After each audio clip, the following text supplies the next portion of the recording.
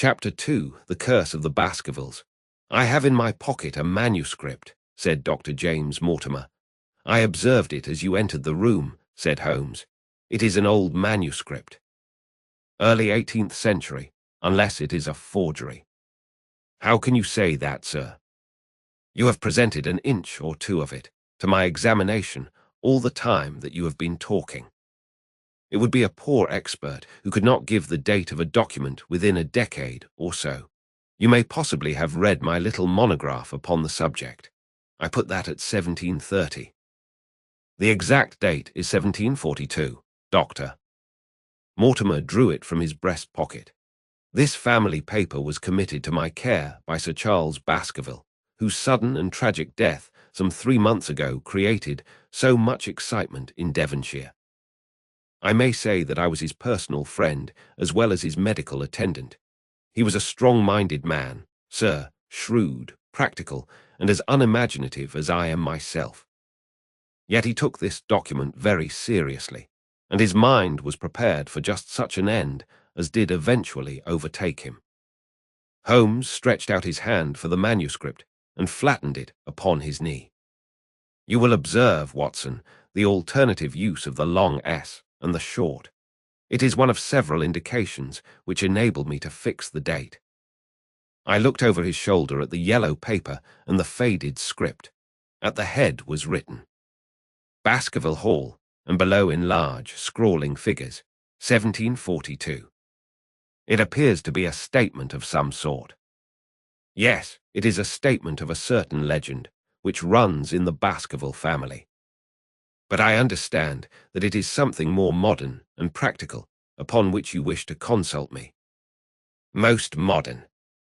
A most practical, pressing matter which must be decided within 24 hours.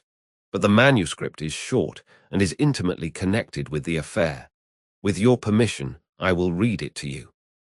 Holmes leaned back in his chair, placed his fingertips together, and closed his eyes with an air of resignation. Dr. Mortimer turned the manuscript to the light and read in a high, cracking voice the following curious, old-world narrative. Of the origin of the Hound of the Baskervilles there have been many statements, yet as I come in a direct line from Hugo Baskerville, and as I had the story from my father, who also had it from his, I have set it down with all belief that it occurred even as is here set forth. And I would have you believe, my sons, that the same justice which punishes sin may also most graciously forgive it, and that no ban is so heavy but that by prayer and repentance it may be removed. Learn then from this story not to fear the fruits of the past, but rather to be circumspect in the future, that those foul passions, whereby our family has suffered so grievously, may not again be loosed to our undoing.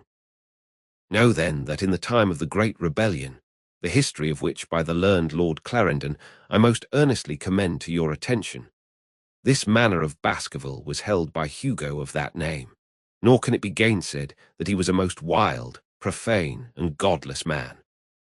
This, in truth, his neighbours might have pardoned, seeing that saints have never flourished in those parts, but there was in him a certain wanton and cruel humour which made his name a byword through the West. It chanced that this Hugo came to love, if, indeed, so dark a passion may be known under so bright a name, the daughter of a yeoman who held lands near the Baskerville estate.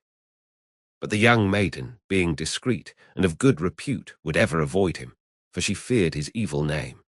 So it came to pass that one Michaelmas this Hugo, with 5 or 6 of his idle and wicked companions, stole down upon the farm and carried off the maiden, her father and brothers being from home, as he well knew. When they had brought her to the hall, the maiden was placed in an upper chamber, while Hugo and his friends sat down to a long carouse, as was their nightly custom. Now, the poor lass upstairs was like to have her wits turned at the singing and shouting and terrible oaths which came up to her from below, for they say that the words used by Hugo Baskerville, when he was in wine, were such as might blast the man who said them. At last, in the stress of her fear, she did that which might have daunted the bravest or most active man, for by the aid of the growth of ivy which covered, and still covers, the south wall she came down from under the eaves, and so homeward across the moor, there being 3 leagues betwixt the hall and her father's farm. It chanced that some little time later Hugo left his guests to carry food and drink, with other worse things, perchance, to his captive, and so found the cage empty and the bird escaped. Then, as it would seem, he became as one that hath a devil, for rushing down the stairs into the dining hall, he sprang upon the great table, flagons and trenchers flying before him, and he cried aloud before all the company that he would that very night render his body and soul to the powers of evil if he might but overtake the wench. And while the revellers stood aghast at the fury of the man, one more wicked or, it may be, more drunken than the rest, cried out that they should put the hounds upon her. Whereat Hugo ran from the house, crying to his grooms that they should saddle his mare and unkennel the pack, and giving the hounds a kerchief of the maid. He swung them to the line, and so off full cry in the moonlight over the moor. Now, for some space the revellers stood agape, unable to understand all that had been done in such haste. But anon their bemused wits awoke to the nature of the deed which was like to be done upon the moorlands. Everything was now in an uproar, some calling for their pistols, some for their horses, and some for another flask of wine. But at length some sense came back to their crazed minds, and the whole of them, 13 in number, took horse and started in pursuit. The moon shone clear above them, and they rode swiftly abreast, taking that course which the maid must needs have taken if she were to reach her own home. They had gone a mile or two when they passed one of the night shepherds upon the moorlands, and they cried to him to know if he had seen the hunt. And the man, as the story goes, was so crazed with fear that he could scarce speak. But at last he said that he had indeed seen the unhappy maiden with the hounds upon her track. "But I have seen more than that," said he, "for Hugo Baskerville passed me upon his black mare, and there ran mute behind him such a hound of hell as God forbid should ever be at my heels." So the drunken squires cursed the shepherd and rode onward. But soon their skins turned cold, for there came a galloping across the moor, and the black mare, dabbled with white froth, went past with trailing bridle and empty saddle. Then the revellers rode close together, for a great fear was on them, but they still followed over the moor, though each, had he been alone, would have been right glad to have turned his horse's head. Riding slowly in this fashion, they came at last upon the hounds. These, though known for their valour and their breed, were whimpering in a cluster at the head of a deep dip or goyle, as we call it, upon the moor, some slinking away and some, with starting hackles and staring eyes, gazing down the narrow valley before them. The company had come to a halt, more sober men, as you may guess, than when they started. The most of them would by no means advance, but 3 of them, the boldest, or it may be the most drunken, rode forward down the goyle. Now it opened into a broad space in which stood 2 of those great stones, still to be seen there, which were set by certain forgotten peoples in the days of old. The moon was shining bright upon the clearing, and there in the centre lay the unhappy maid where she had fallen, dead of fear and of fatigue.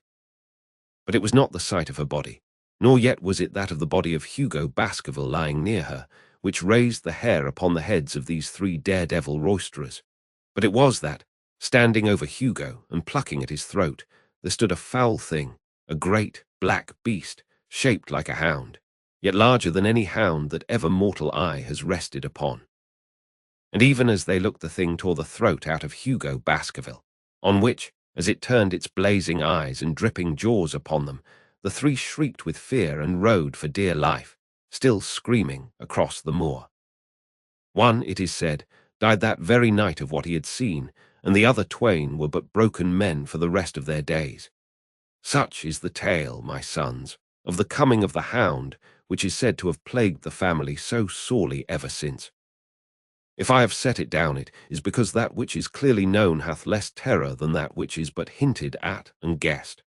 Nor can it be denied that many of the family have been unhappy in their deaths, which have been sudden, bloody, and mysterious. Yet may we shelter ourselves in the infinite goodness of Providence, which would not forever punish the innocent beyond that 3rd or 4th generation which is threatened in Holy Writ. To that Providence, my sons, I hereby commend you, and I counsel you by way of caution to forbear from crossing the moor in those dark hours when the powers of evil are exalted. This from Hugo Baskerville to his sons Roger and John, with instructions that they say nothing thereof to their sister Elizabeth. When Dr. Mortimer had finished reading this singular narrative, he pushed his spectacles up on his forehead and stared across at Mr. Sherlock Holmes. The latter yawned and tossed the end of his cigarette into the fire. "Well," said he, "do you not find it interesting?" To a collector of fairy tales. Dr. Mortimer drew a folded newspaper out of his pocket. "Now, Mr. Holmes, we will give you something a little more recent. This is the Devon County Chronicle of May 14th of this year. It is a short account of the facts elicited at the death of Sir Charles Baskerville, which occurred a few days before that date." My friend leaned a little forward, and his expression became intent. Our visitor readjusted his glasses and began. "The recent, sudden death of Sir Charles Baskerville, whose name has been mentioned as the probable Liberal candidate for Mid-Devon at the next election, has cast a gloom over the county. Though Sir Charles had resided at Baskerville Hall for a comparatively short period, his amiability of character and extreme generosity had won the affection and respect of all who had been brought into contact with him. In these days of nouveau riches, it is refreshing to find a case where the scion of an old county family which has fallen upon evil days is able to make his own fortune, and to bring it back with him to restore the fallen grandeur of his line. Sir Charles, as is well known, made large sums of money in South African speculation. More wise than those who go on until the wheel turns against them, he realized his gains and returned to England with them. It is only 2 years since he took up his residence at Baskerville Hall, and it is common talk how large were those schemes of reconstruction and improvement which have been interrupted by his death. Being himself childless, it was his openly expressed desire that the whole countryside should, within his own lifetime, profit by his good fortune, and many will have personal reasons for bewailing his untimely end. His generous donations to local and county charities have been frequently chronicled in these columns. The circumstances connected with the death of Sir Charles cannot be said to have been entirely cleared up by the inquest, but at least enough has been done to dispose of those rumours to which local superstition has given rise. There is no reason whatever to suspect foul play, or to imagine that death could be from any but natural causes. Sir Charles was a widower, and a man who may be said to have been in some ways of an eccentric habit of mind. In spite of his considerable wealth, he was simple in his personal tastes, and his indoor servants at Baskerville Hall consisted of a married couple named Barrymore, the husband acting as butler and the wife as housekeeper. Their evidence, corroborated by that of several friends, tends to show that Sir Charles's health has for some time been impaired, and points especially to some affection of the heart, manifesting itself in changes of colour, breathlessness, and acute attacks of nervous depression. Dr. James Mortimer, the friend and medical attendant of the deceased, has given evidence to the same effect. The facts of the case are simple. Sir Charles Baskerville was in the habit every night before going to bed of walking down the famous yew alley of Baskerville Hall. The evidence of the Barrymores shows that this had been his custom. On the 4th of May, Sir Charles had declared his intention of starting next day for London, and had ordered Barrymore to prepare his luggage. That night he went out as usual for his nocturnal walk, in the course of which he was in the habit of smoking a cigar. He never returned. At 12 o'clock Barrymore, finding the hall door still open, became alarmed, and lighting a lantern, went in search of his master. The day had been wet, and Sir Charles's footmarks were easily traced down the alley. Halfway down this walk there is a gate which leads out on to the moor. There were indications that Sir Charles had stood for some little time here. He then proceeded down the alley, and it was at the far end of it that his body was discovered. One fact which has not been explained is the statement of Barrymore that his master's footprints altered their character from the time that he passed the moor gate, and that he appeared from thence onward to have been walking upon his toes. One Murphy, a gypsy horse dealer, was on the moor at no great distance at the time, but he appears by his own confession to have been the worse for drink. He declares that he heard cries, but is unable to state from what direction they came. No signs of violence were to be discovered upon Sir Charles's person, and though the doctor's evidence pointed to an almost incredible facial distortion, so great that Mortimer refused at first to believe that it was indeed his friend and patient who lay before him. It was explained that that is a symptom which is not unusual in cases of dyspnea and death from cardiac exhaustion. This explanation was borne out by the post-mortem examination, which showed long-standing organic disease, and the coroner's jury returned a verdict in accordance with the medical evidence. It is well that this is so, for it is obviously of the utmost importance that Sir Charles's heir should settle at the Hall and continue the good work which has been so sadly interrupted. Had the prosaic finding of the coroner not finally put an end to the romantic stories which have been whispered in connection with the affair, it might have been difficult to find a tenant for Baskerville Hall. It is understood that the next of kin is Mr. Henry Baskerville, if he be still alive, the son of Sir Charles Baskerville's younger brother. The young man, when last heard of, was in America, and inquiries are being instituted with a view to informing him of his good fortune. Doctor. Mortimer refolded his paper and replaced it in his pocket.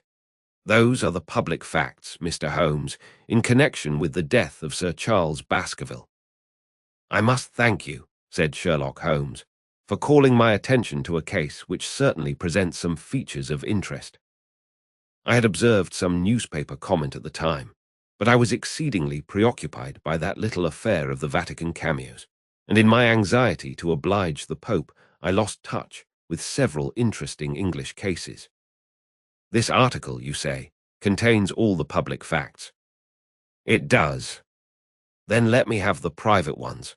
He leaned back, put his fingertips together, and assumed his most impassive and judicial expression.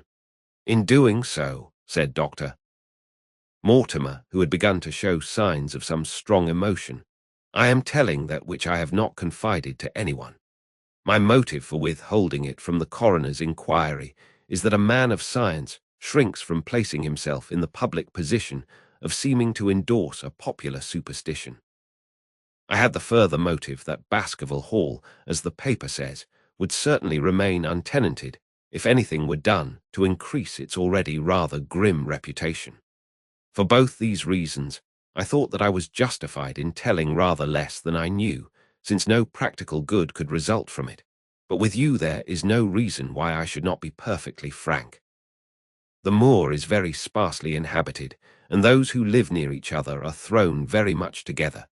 For this reason, I saw a good deal of Sir Charles Baskerville, with the exception of Mr. Frankland of Laughter Hall and Mr. Stapleton, the naturalist. There are no other men of education within many miles. Sir Charles was a retiring man, but the chance of his illness brought us together, and a community of interests in science kept us so.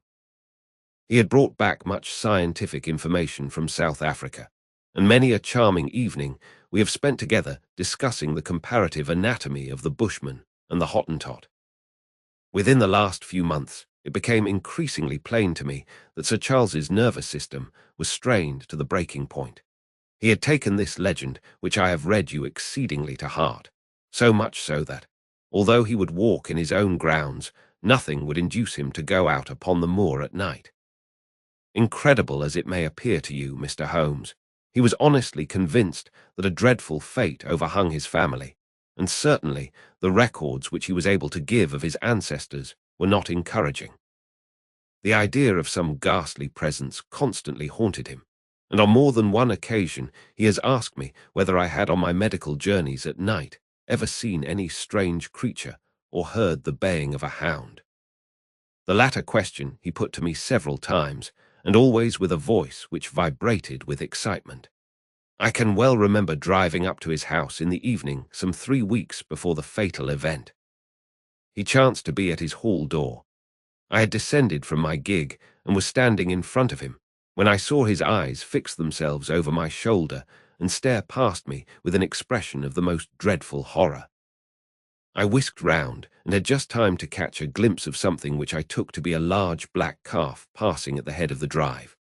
So excited and alarmed was he that I was compelled to go down to the spot where the animal had been and look around for it.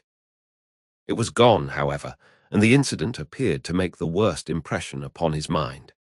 I stayed with him all the evening, and it was on that occasion, to explain the emotion which he had shown, that he confided to my keeping that narrative which I read to you when first I came. I mention this small episode because it assumes some importance in view of the tragedy which followed, but I was convinced at the time that the matter was entirely trivial and that his excitement had no justification. It was at my advice that Sir Charles was about to go to London. His heart was, I knew, affected, and the constant anxiety in which he lived, however chimerical the cause of it might be, was evidently having a serious effect upon his health.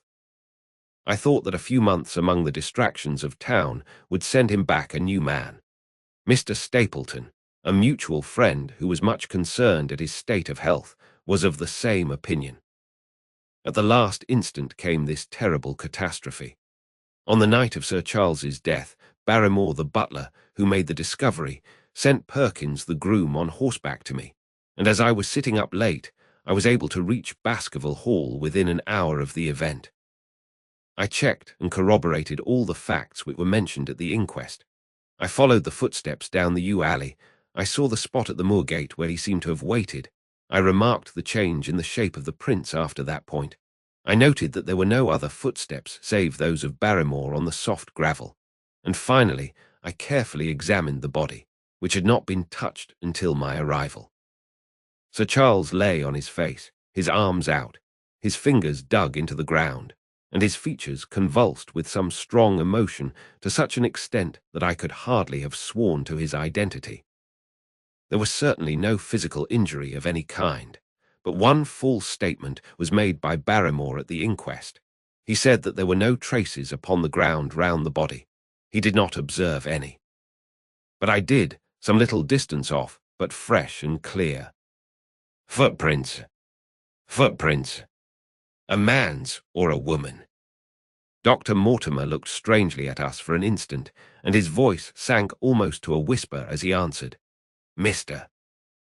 Holmes, they were the footprints of a gigantic hound.